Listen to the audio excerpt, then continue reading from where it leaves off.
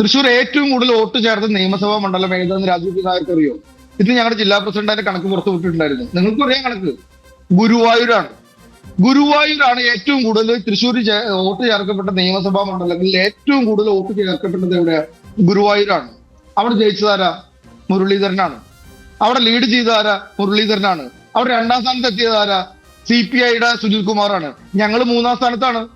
അപ്പൊ വോട്ട് ചേർത്തിട്ട് വോട്ട് അട്ടിമറിച്ചിട്ടാണ് ഞങ്ങൾ ജയിച്ചതെങ്കിൽ ഗുരുവായൂർ ഞങ്ങൾ ജയിക്കണ്ടേ? ഏറ്റവും കൂടുതൽ തൃശ്ശൂർ.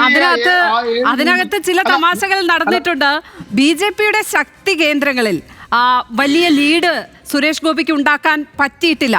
പക്ഷേ കോൺഗ്രസിന്റെ ശക്തി കേന്ദ്രങ്ങളായിട്ടുള്ള ഒല്ലൂർ അടക്കമുള്ള ഇടങ്ങളിൽ വോട്ട് കൂടിയിട്ടുണ്ട്. പുതിയ വോട്ടർമാർ കൂടുതലായി എത്തിയിട്ടുണ്ട്.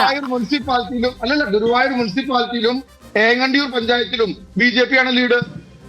നിങ്ങൾ അതൊന്നും പറയരുത്. നിങ്ങൾ പറയുന്നത് വസ്തുതാപരമായി ശരിയില്ല. ഏങ്ങണ്ടിയൂർ പഞ്ചായത്തിലും ഗുരുവായൂർ മുനിസിപ്പാലിറ്റിയിലും BJP ആണ് ലീഡ്.